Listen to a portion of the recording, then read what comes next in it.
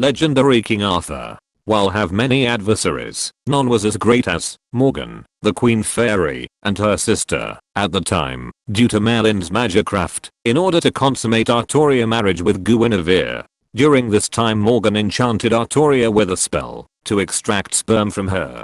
Morgan developed it within her own ovary, and made the child into a homunculus-like clone of Artoria, that was MordRed. Due to her status as a homunculus-like being, she was given a much faster growth period than a regular human being. She was raised in secret, and told to hide her status. She was eventually sent to Camelot, where she was accepted into the Knights of the Round Table due to her exceptional skill. She did her best to act as the ideal knight she saw in picture books, and watched her king with great admiration. When she eventually discovered her connection to the king, she decided to tell the king about her existence. You're saying that... that King Arthur is my father?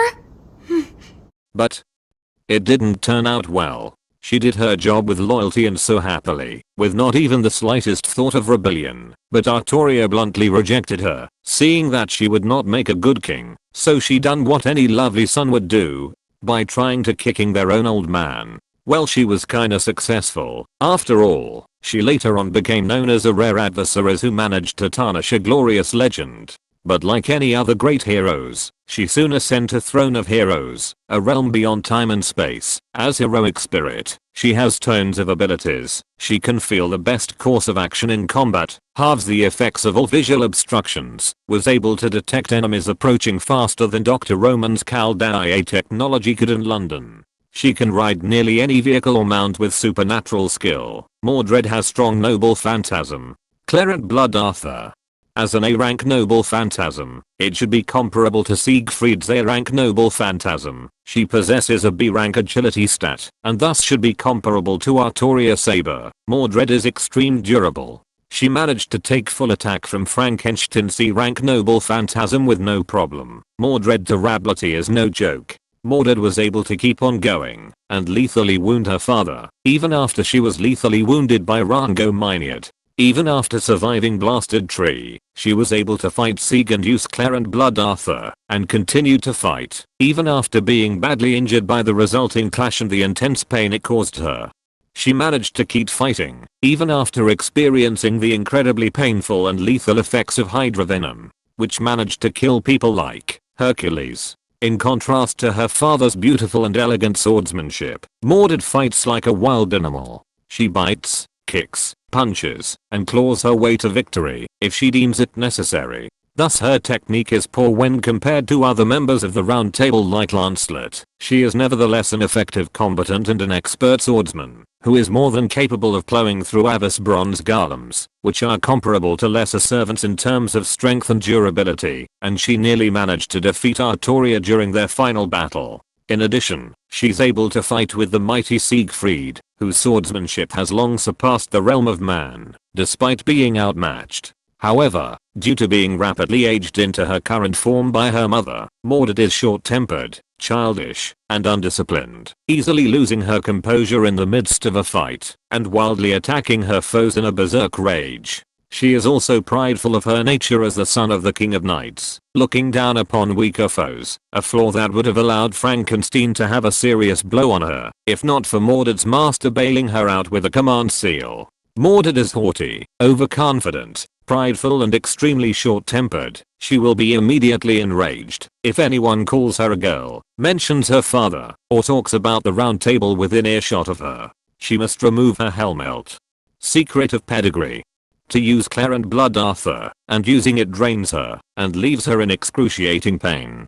During the Camelot Singularity, she gained a power-up by her father. The ability to use all of her power to repeatedly use her noble phantasm over and over at the cost of burning her soul to nothing, allowing her to take down large groups of armies at a time, no matter the numbers. However, the gift, coming from that of her father's, clashes with her armor and helmet, a symbol of her rebellion to the latter, and thus causes her to be unable to utilize her power perfectly. MordRed's sword was a sword stole from King Arthur's armory in Camelot. It originally was a treasured B-rank sword comparable to Excalibur that denoted the right to succeed the throne, but it has been lowered in rank, it acting simply as a high-quality sword. MordRed channels her magical energy through it to make use of Mana Burst, and by channeling her extreme hatred into the blade, she can make use of her ultimate attack, Clarent Blood Arthur, the full power of Clarent, flooded with MordRed's hatred. Its use requires the removal of Secret of Pedigree, revealing MordRed's true identity. It is a high-level application of Mana Burst, where MordRed fills the blade with her hatred in the form of magical energy, causing it to crackle with crimson lightning. She can then release this energy as a massive crimson beam, to destroy everything in her path. While it is formed from her hate for her father, if she were to make peace with her grudge, she could still make use of it. Using it takes much of MordRed's energy, and leaves her in excruciating pain. She has also demonstrated the use of partial invocations of this noble phantasm, surging mana all around her to dispel Jack the Ripper's fog. MordRed's helmet, given to her by Morgan Le Fay with the instructions to never remove it when anyone can see, as it disguises her identity and lineage. When in use, it hides any details on her identity, her personal skills, and her noble phantasms. It is even capable of nullifying the true name discernment of the ruler class, and prevents most of those who could otherwise discern her identity from fully recollecting vital information, only vaguely feeling like they recognize her. Her statistics and details on her abilities only become visible when she deactivates her helmet, but she can maintain its effects even when unarmored, until she takes off the helmet, while wearing her armor or draws her sword, bearing the blood of dragons, just as King Arthur does. MordRed has B rank magic resistance, negating spells with a chant below 3 verses, and making it difficult for even high thaumaturgy.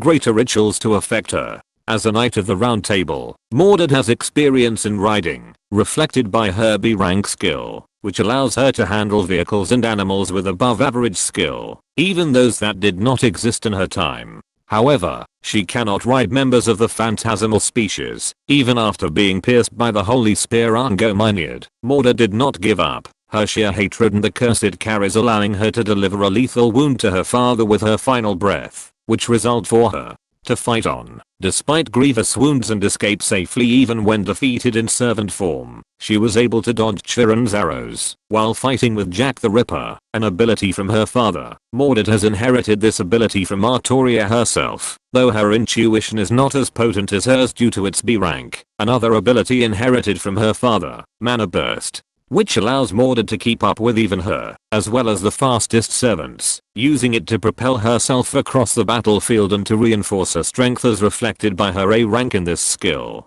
It allows for the use of Clarent Blood Arthur, which MordRed accomplishes by flooding her blade with her hate, and MordRed can release it on a smaller scale, to cause bursts of crackling red electricity, to knock away opponents and to extend the range and power of her attacks. When look at larger scale, MordRed managed to defeat so many adversaries. She managed to defeat Mephistopheles, Nursery Rhyme, and even beating Nikola Tesla.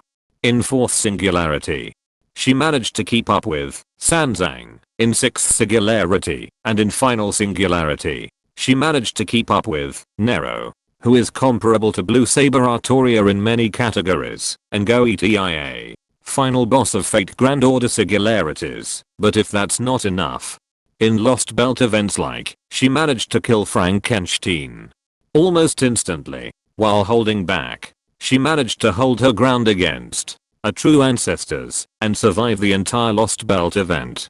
But most importantly, she managed to defeat Arturia Alta, who carried Drangomyniad. This is actually a crazy feat, considering that, at time of battle, MordRed was completely exhausted from fighting Tesla. She managed to start fighting with her OP version of her father, and even surviving the King of Mages later on. If anything, this hot-headed teenager proved time after time that she is apart from her father, Arturia. Though, she genuinely loved her father, and wanted to free him from his burdens. But despite all of that, King of Kings should be proud to have such son.